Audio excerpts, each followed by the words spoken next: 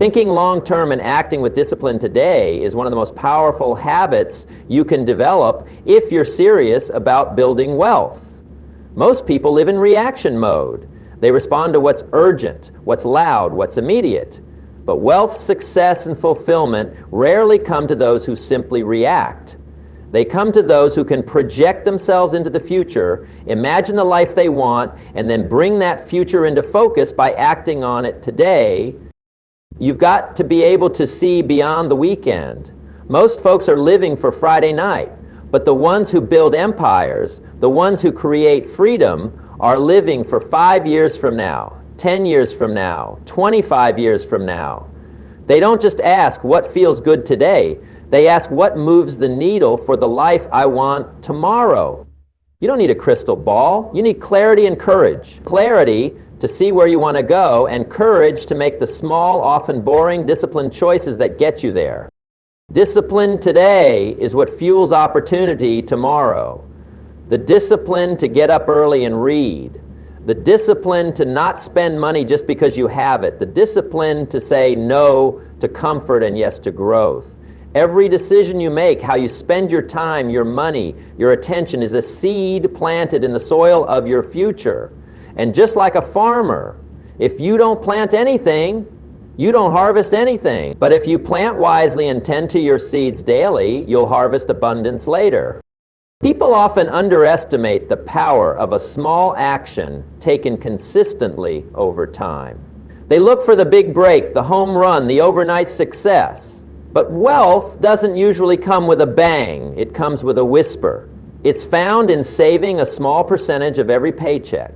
It's found in reading 10 pages of a good book every night. It's found in building relationships, one thoughtful conversation at a time. When you think long term, you start to see the compound effect in motion, how one small smart move done every day becomes a tidal wave of results over the years. But here's the key. Long-term thinking without short-term discipline is a fantasy. You can dream all you want, but without action it stays a wish. That's why the second half of this idea is just as important. Act now. If you want a better future, don't wait for it. Build it today. You don't need to do everything at once, but you do need to do something. That something might be setting up a savings account, or reading a chapter in a personal finance book, or calling a mentor. The point is to make sure your present is aligned with your future goals. When you train yourself to act now with your future in mind, you shift your identity. You stop being someone who reacts and become someone who creates. You take control. You become the architect of your destiny, not the victim of your circumstances. It's not about having perfect days. It's about winning enough moments to shift the direction of your life. And don't worry if your actions seem small. A tree doesn't grow overnight. You don't go to the gym once and become strong. But if you can lock in on your future and bring a piece of it into each day, through the habits you build, the decisions you make, and the discipline you keep, then you're no longer chasing success, you're attracting it. Long-term thinking is the blueprint. Acting now is the hammer and nails. One without the other is incomplete. But when you hold both in your hands, you can build something remarkable. You can build the life most only dream about because you thought ahead and you acted today. Living below your means and building financial security isn't about deprivation. It's about direction.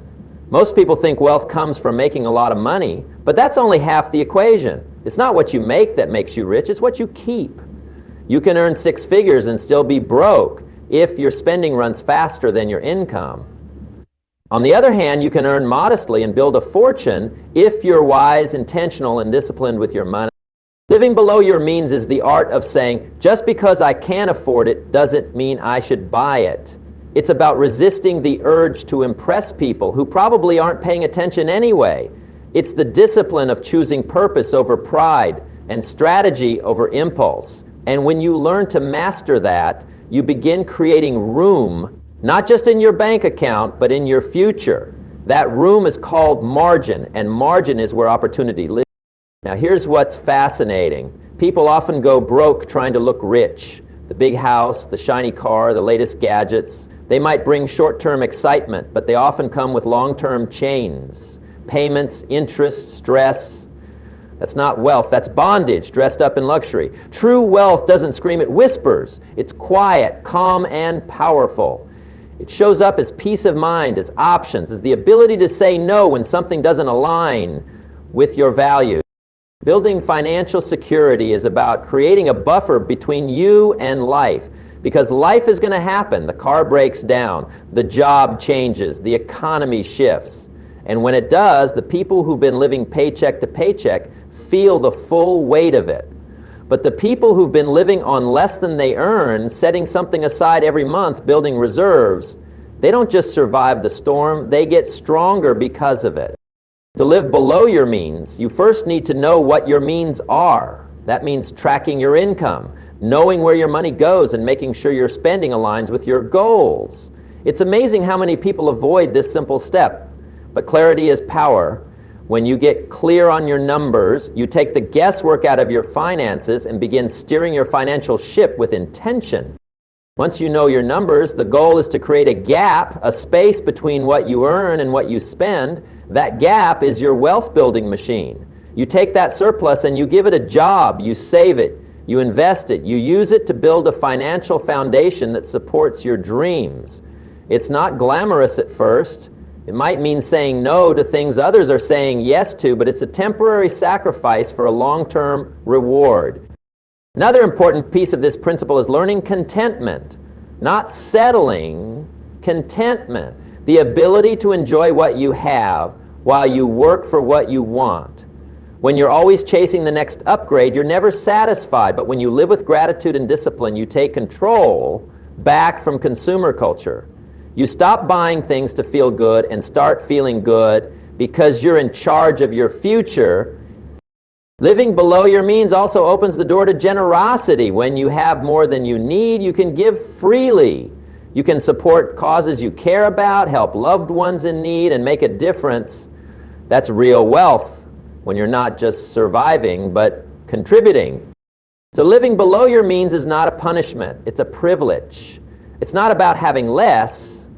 It's about keeping more peace, more control, more freedom.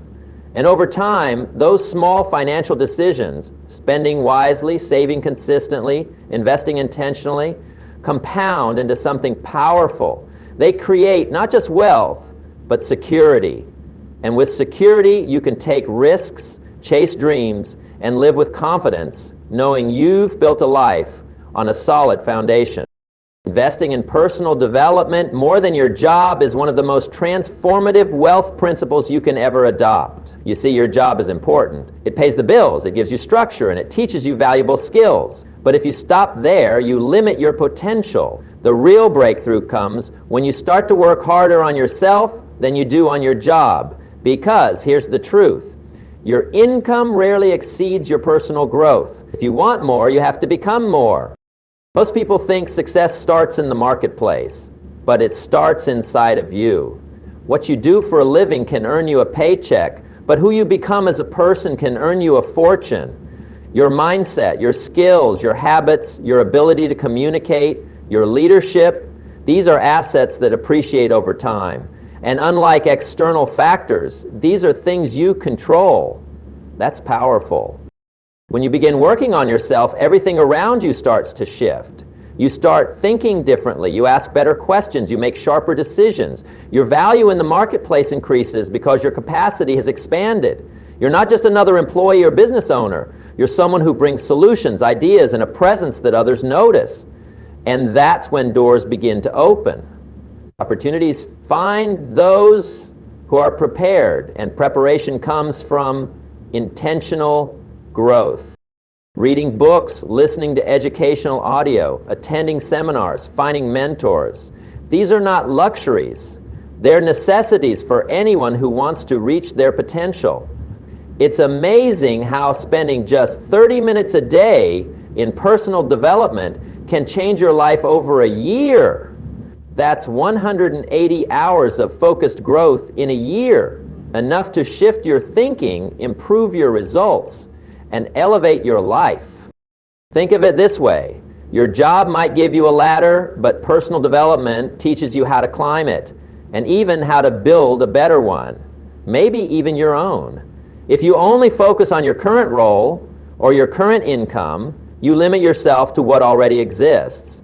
But if you focus on becoming better, smarter, more capable, then you position yourself to create new opportunities that don't even exist yet. And that's how people move from employees to entrepreneurs, from workers to leaders, from ordinary to exceptional.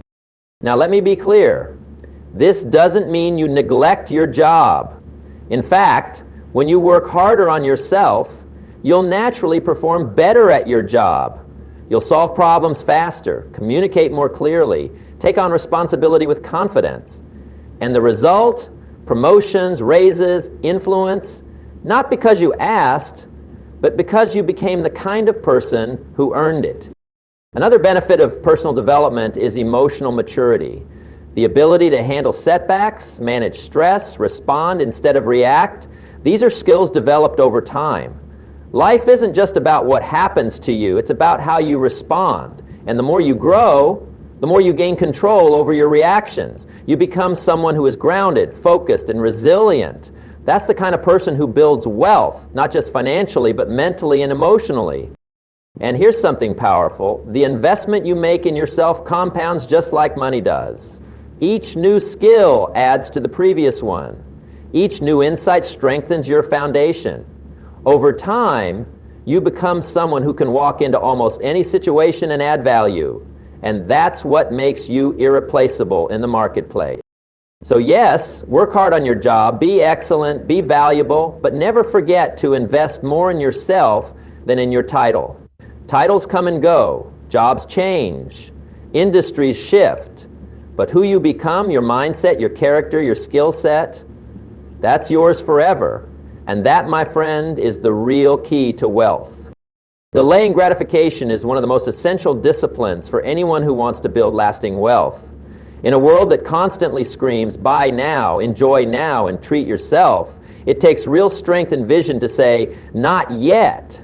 But that's the key. The ability to say not yet to momentary pleasure is what allows you to say yes to something far more meaningful down the road.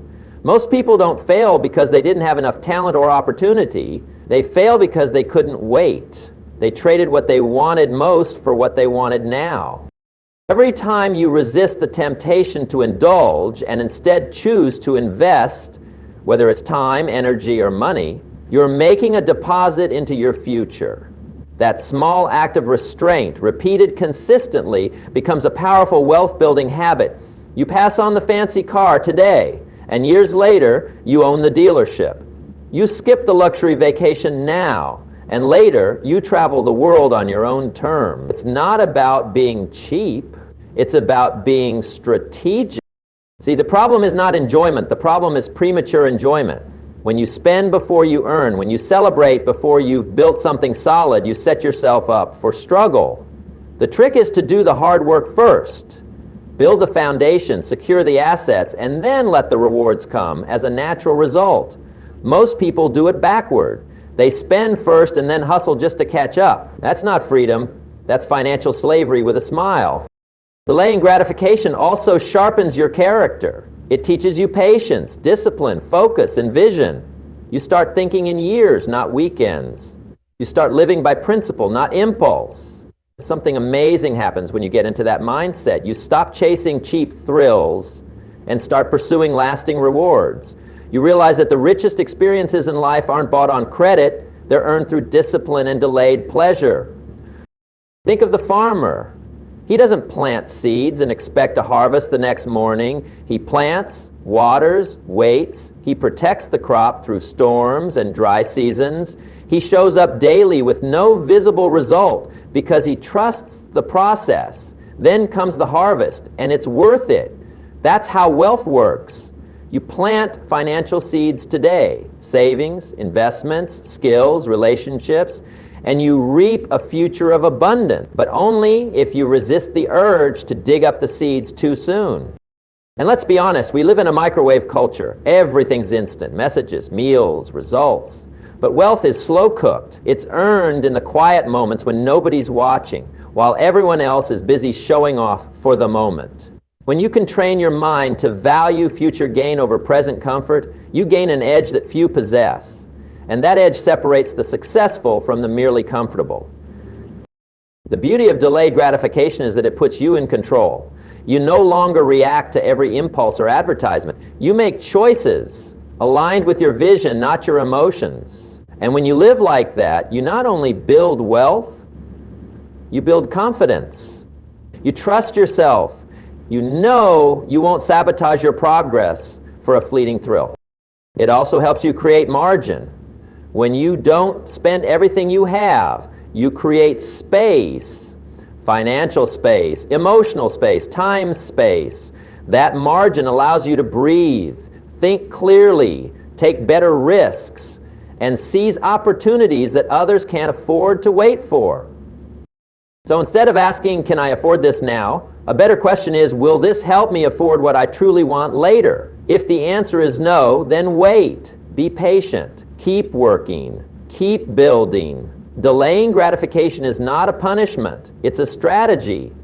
A way to ensure that when the time comes, you not only get what you want, but you get it without stress, without debt, and with the satisfaction of knowing you earned it the right way. Buying assets before upgrading your lifestyle is one of the most practical yet overlooked wealth-building principles. You see, it's tempting to want to show the world that you're doing well the moment you get a raise or land a new client. New car, nicer apartment, designer clothes. It's a natural desire to reward yourself. But if you're serious about building lasting wealth, the real reward comes from letting your money work before you do any celebrating. In other words, you earn, then invest, and only after your assets are paying you, then you upgrade. Most people get it backward. They earn, they spend, and if there's anything left, they might think about investing, but that's a formula for always playing catch-up. If your lifestyle grows every time your income does, you never get ahead. You just create the illusion of success while financially standing still. A high income with no assets is like a fancy car with no engine. It might look good parked in the driveway, but it won't take you anywhere. An asset is something that puts money in your pocket, not takes it out. A rental property, dividend-paying stocks, a business that operates even when you're not around, these are vehicles that create freedom. On the other hand, liabilities are anything that costs you money on a regular basis without providing long-term return. A fancy new phone, a luxury car lease, or even an oversized house can become chains if they're not supported by income-producing assets. Now, there's nothing wrong with nice things, but there's a right time to enjoy them. That time is after your assets pay for them, not before. Imagine this, instead of financing a $40,000 zero-cents car, you put that money into a rental property or a well-diversified portfolio. That investment begins producing $400, 0 cents, $500, 0 cents a month. Eventually you use that cash flow, not your paycheck, to pay for the car. That way the asset stays, the income stays, and the car is now a byproduct of wealth, not a drain on it.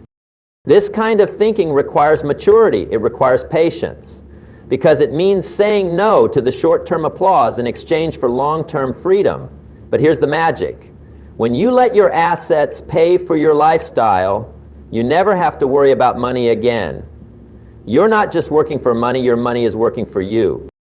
It's about building a foundation first. Think of your financial life like a house. You don't start with a rooftop pool. You start with a foundation, then the frame, then the roof. Once everything is solid, then you can decorate. Investing first is how you build that structure. It ensures your wealth is not built on sand. Another advantage of this mindset is that it helps you avoid lifestyle inflation. It's very easy to normalize luxury once you get a taste of it. What was once exciting becomes your new baseline, and now you need more to feel the same satisfaction. That's a dangerous trap. But when you delay lifestyle upgrades until they're supported by assets, you not only appreciate them more, you protect your financial health along the way. This rule also creates a sense of discipline and purpose in your financial life. You're no longer spending based on emotion or impulse. You're spending based on strategy. You ask different questions. What will this do for my future? Is this helping me buy back my time? Is this moving me toward freedom? Those are the kinds of questions that wealthy people ask, and they lead to very different results. So before you upgrade your lifestyle, upgrade your asset column. Build the machine first, then let the machine fund the fun. It's a shift in mindset that not only builds wealth, but also builds character, and once you master it, you'll never look at money or spending the same way again. Surrounding yourself with winners and staying consistent is one of the most underestimated yet powerful principles of success and wealth building. You can have the best intentions, a clear vision, and even a strong work ethic. But if you're constantly around people who don't share your values or ambitions, your growth will be limited. Who you associate with will either pull you forward or drag you down. It's not just about avoiding negative influences. It's about intentionally choosing to be around people who challenge you, inspire you, and keep you accountable to your potential. Winners think differently. They don't complain about circumstances. They create opportunities. They don't dwell on problems. They seek solutions. They don't just talk about goals. They act on them. And when you're around people like that consistently, you begin to absorb their mindset, their habits, and their standards. You find yourself thinking bigger, setting clearer goals, and making better decisions. Not because someone told you to, but because excellence becomes your new norm. Success in many ways is contagious. If you hang around people who are committed to growth, financial discipline, and consistent improvement, it rubs off. You start to elevate, not because of pressure, but because your environment supports your progress. It's hard to stay stagnant when you're constantly reminded, by example, that more is possible. The right circle can help you believe in yourself at a higher level, and belief is where change starts. But here's the second part of that principle, staying consistent. It's one thing to get inspired. It's another thing entirely to stay the course when the excitement fades, when results are slow, or when life gets inconvenient. That's where most people fall off. They get motivated, they make a few changes, and then they stop. But the winners, those who build real wealth, real freedom, they stay consistent day in and day out. They don't rely on moods or motivation. They rely on habits, on systems, on routines that keep them moving even when they don't feel like it. Consistency compounds. A small effort repeated over time builds momentum, and momentum is the great separator.